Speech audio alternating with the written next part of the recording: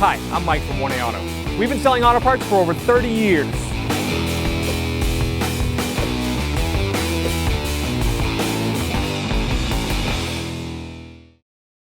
What's up guys, I'm Andy from 1A Auto. Here I'm going to show you how to reset the oil light on this 2013 Cadillac SRX.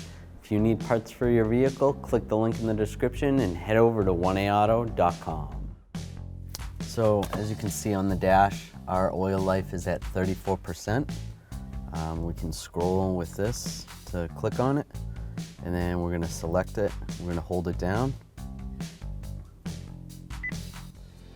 and then it's going to go to 100%, and then we're all set. You can scroll back to normal. Thanks for watching.